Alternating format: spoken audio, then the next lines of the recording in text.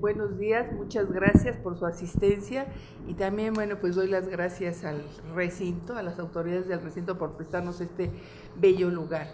Bueno, yo empiezo con un refrán popular: a mí la calavera me pela los dientes. La fiesta de Día de Muertos. La riqueza de México en cada una de sus expresiones culturales, sociales y populares queda de manifiesto en la festividad de Día de Muertos, que presenta variantes en cada estado de la República. Esta celebración no se vive de la misma manera en el mundo rural que en el mundo urbano. En el primero, el Día de Muertos está aún ligado con las creencias ancestrales. La forma ritual de expresar su creatividad está impregnada de una solemnidad inflexible y de un rígido código protocolario, acompañado de un derroche de colores, composiciones y texturas. En el Día de Muertos urbano también existe una descarga de colores y formas, pero estas se hallan desprovistas de religiosidad y poseen un sentido festivo, más fresco y lúdico. El tema de la muerte es inagotable. Durante las últimas décadas del siglo XIX, la sociedad mexicana celebraba el Día de Muertos de una manera distinta y a veces distante de la que se acostumbraba en el pasado. El sentido ritual cobraba poco a poco otra forma, más acorde con los tiempos modernos. Había quienes despreciaban la celebración tradicional por considerarla un atavismo. En cambio, otros más conservadores se lamentaban de los tintes frívolos que habían impregnado este día. La fiesta se secularizaba a medida que la sociedad se inscribía en los prototipos de progreso de aquella época, afirma Guillermo Prieto. Recuerdo el clamorio lúgubre que anunciaban desde el toque del alba el día consagrado a los recuerdos de la muerte y a esos despojos que no tienen nombre especial y que vivieron con nuestra propia vida. En muchas casas se encendían lámparas, velas y cirios como para revivir, en la intimidad del hogar, los más vivos recuerdos de las personas amadas. Rompían por todas partes lamentaciones y lloros. La ternura y los diligentes cuidados se manifestaban en los adornos sepulcrales. Cirios labrados, gasa, flores, coronas, abalorios y cuanto podía sugerir el cariño o la vanidad para adornar las tumbas. Ignacio Manuel Altamirano mencionaba: en los antiguos tiempos, es decir, antes de la Reforma, México se despertaba el día 2 de noviembre al funeral clamor de la campana que doblaba en todas las iglesias, recordando que era el día de la conmemoración de los fieles difuntos. ¡Ah! Qué tristeza y qué tedio causaba ese incesante y funeral clamoreo que comenzaba en la catedral y que se repetía en los 100 campanarios de los conventos, en todas las iglesias, parroquias, capillas y ermitas que bordaban la ciudad de oriente a poniente y de norte a sur. Estaba reservado a México el convertir la pompa fúnebre en regocijo. Estaba reservado a este país de anomalías y contradicciones hasta lo sublimen el desencanto y oprobioso velorio de la gente inculta y supersticiosa. Afirmaba José Tomás Cuéllar: por estos dos caminos hemos llegado a dividirnos los humanos en dos secciones, los muertos y los dolientes, y habitar en dos ciudades, en las ciudades silenciosas que llamaban cementerios o en las ciudades alegres donde lloran y ríen los que sobreviven. Apenas hay horas más negras en nuestra vida que aquellos en que hemos llorado la pérdida de un ser querido, y apenas hay una idea más pavorosa que la de nuestro fin irremediable. Hay otro refrán que dice: de aquí a 100 años todos seremos calaveras o pelones. La concepción calavera o muerte posee antecedentes prehispánicos, pero también presenta influencia del medievo europeo a través de la época virreinal, como lo hemos visto a través de las diferentes conferencias de nuestros colegas.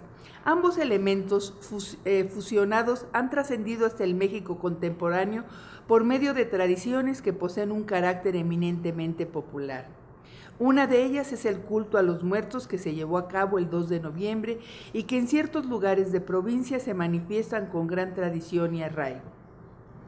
Una costumbre de la festividad de Día de Muertos es que se regalen calaveras de azúcar o chocolate en las cuales está escrito el nombre de la persona a quien se obsequia y que el semejante se coma encantado el macabro dulce como si fuera la cosa más natural del mundo. Aquí le voy a regalar un... Gracias. Consejos y ejemplos que obligan lo que los muertos nos digan, dice otro refrán. Presencia de Manuel Manilla. El pintor y crítico de arte Jean Charlot fue el primero en dar noticia de Manuel Manilla por medio de datos que le fueron proporcionados por Blas Vanegas Arroyo, hijo del famoso impresor Antonio Vanegas Arroyo, y que fueron publicadas en la revista Forma. En el taller de imprenta del conocido editor Vanegas Arroyo, José Guadalupe Posada conoció a Manuel Manilla, jefe del taller de litografía, grabador que por su producción artística interpretó el gusto popular debido a su espontaneidad para ilustrar con imaginación y sentimiento creador corridos, canciones, cuentos y por supuesto las calaveras. El crítico de arte Justino Fernández asegura: Manilla ha quedado casi en el olvido, mas si algún día se logra reunir un buen número de grabados y se le estudia, quizá su importancia vendrá a ser mayor de la que hoy día tiene por desconocimiento de su obra. ¿Quién es Manuel Manilla? Manuel Manilla nació en 1830 y desde 1882 colaboró con Antonio Vanegas Arroyo, pero no existen impresos ilustrados del editor anteriores a ese año. En 1890, Manilla todavía laboraba para el mismo editor cuando la demanda de sus grabados empezó a verse seriamente afectada por la llegada de José Guadalupe Posada a la Ciudad de México. Al trabajar con talento y energía, Posada impulsó con fuerza a Manuel Manilla hacia el retiro. Manilla se despidió del trabajo a los 62 años, quizá porque se consideraba viejo para seguir compitiendo con alguien 22 años menor que él. Las publicaciones de Antonio Vanegas Arroyo afirman o confirman la fecha que a partir de ese año los grabados de cuadernillos y hojas volantes solo llevaron la firma de José Guadalupe Posada. En 1892, Manuel Manilla se retiró y murió de tifo. Su producción consta de más de 500 grabados, de los cuales ninguno está firmado por él. Su obra es considerada diversa y de gran magnitud. Grabó ilustraciones para corridos, cuentos, novelas, canciones, programas para circo y magia, juegos, sucesos sensacionales y cotidianos, tales como escenas de temblores, cárceles y otros muchos cuadros de su época. Manuel Manilla tallaba las calaveras para publicarse en las hojas volantes, las cuales aparecían durante la festividad de Día de Muertos. Estas hojas volantes eran de papel china y costaban 2 centavos. Se vendían en los mercados y en las plazas públicas y se gritaba, digamos, la noticia o se cantaba, iba acompañado de un trovador que cantaba el suceso sensacional o la noticia importante de la época. La realización caricaturesca de las calaveras de Manilla a nivel formal se manifiestan con mayor énfasis en la temática y en la composición que en el dibujo por sí mismo, ya que este es rígido. Si José Guadalupe Posada conoció a Manuel Manilla en el taller de tipografía de Antonio Vanegas Arroyo, es probable que haya recibido de él cierta influencia en cuanto a la realización de las calaveras, así como en la forma, expresión y movimientos de los personajes ilustrados por Manilla. Pablo Fernández Márquez escribe lo siguiente: el embrión de la obra gráfica de Posada se encuentra entre los grabadores populares, principalmente de Manuel Manilla. Ese embrión cargado de posibilidades lo va a recoger un artista excepcional, José Guadalupe Posada. Manuel Manilla fue uno de los primeros que retrató a los muertos de manera festiva, con resultados estupendos. Dichas representaciones tendrían una influencia incalculable sobre la imaginería mexicana del siglo XX, que se podían apreciar en las famosas hojas volantes o la Gaceta Callejera. Publicaciones que, como les había mencionado, consistían en una hoja impresa por los 2 lados, de colores, no salía diariamente, solo cuando los sucesos de interés lo permitían. Los temas que se trataban en dichas ediciones eran crímenes, sucesos pasionales, relatos patriotas y, por supuesto, las famosas calaveras.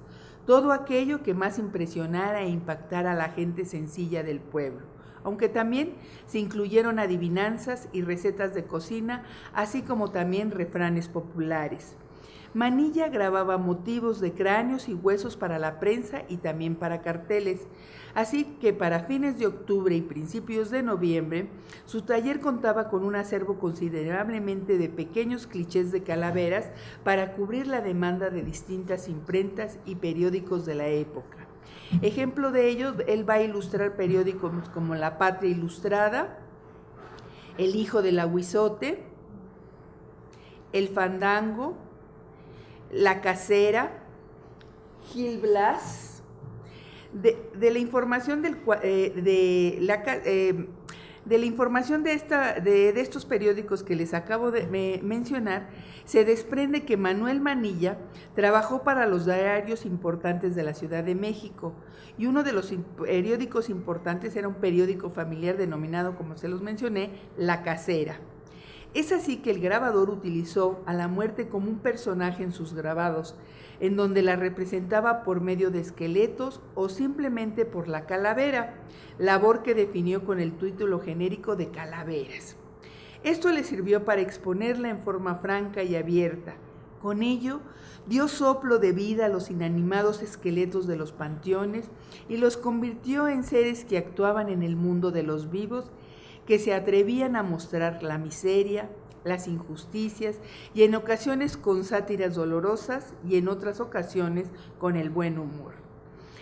Carlos Macazaga Ramírez de Arellano opina sobre las calaveras del artista. Las calaveras de Manuel Manilla son creación personal del lenguaje plástico, donde los volúmenes blancos y negros contrastan con energía. Su obra llegó al corazón del pueblo. Para darnos una idea acerca de los asuntos de sus grabados, he aquí algunos títulos. Aprendiz de todo, oficial de nada. La calavera infernal. La calavera poncianista. Esta calavera es del torero Ponciano Díaz, y yo no sé si ustedes también recuerdan que José Guadalupe Posada tiene también las calaveras de Ponciano Díaz, muy parecidas a esta calavera. Hércules en la lucha con la muerte. La calavera tapatía. Ahí echándose sus mezcales. La calavera corre en el panteón. La calavera de la viuda alegre. El líder convenciendo a la muerte que no se lo jale. No es el líder de los maestros, es otro líder. Y por supuesto que también deberían estar las escenas típicas de la época. Don Juan Tenorio, la muerte cabalga, las escenas de Don Juan Tenorio, viva mi desgracia, el carro fúnebre, el infierno, la Torre Eiffel. Este último grabado llama la atención porque el autor tomó el esqueleto humano como un elemento protagonista para el armazón de la Torre Eiffel. La característica esencial en dicha torre es su estructura arquitectónica de armazón libre. De ahí que Manuel Manilla haya hecho una similitud entre la Torre Eiffel y el aparato óseo. En su obra vemos esqueletos bailando, cantando, montando a caballo, haciendo declaraciones de amor, asistiendo a parrandas, peleando y rebosando de alegría, utilizando por supuesto la ropa adecuada para la ocasión y cada uno vestido de acuerdo a la clase social o identidad a la que pertenecía: el soldado, la vieja mojigata, el señor cura, la india, etc. Como hemos visto, la tradición y los ritos acerca de la muerte se encuentran profundamente arraigados en la cultura mexicana. Vienen de la época prehispánica, atraviesan la vida colonial y cobran nuevos bríos en las primeras décadas del siglo XX. La presencia de la muerte es un tema persistente en la expresión artística y del mexicano. En el mundo mexica adquiere temple y rostro que da estirpe. Le encontramos en códices, pinturas, así como en piedra, en cerámica, en los refranes populares de Día de Muertos y en los grabados de Manuel Manilla y más adelante en los de José Guadalupe Posada.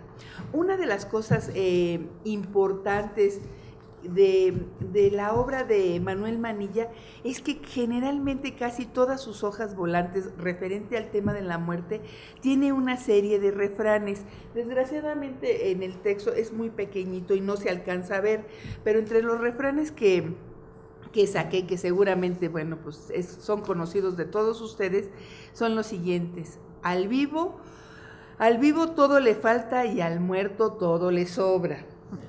No es mala la muerte cuando se lleva a quien debe. Se hace pesado el muerto cuando se siente lo que carga. Consejos y ejemplos que obligan lo que los muertos nos digan.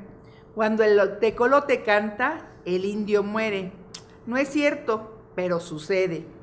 Cuando estés muerto, todos dirán que fuiste muy bueno. De golosos y dragones están llenos los panteones. Mala hierba nunca muere, y si muere, ni falta hace. Al que por gusto muere, la muerte le sabe dulce. Vámonos muriendo todos, que están enterrando gratis. Ahí ya saben, que se animan.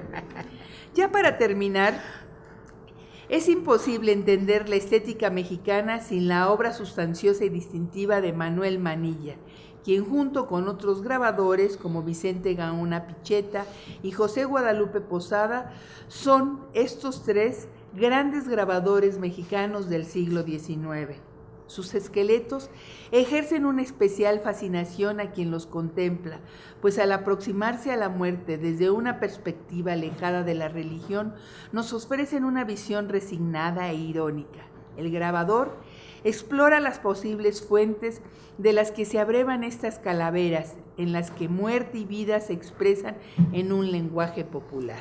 Muchas gracias.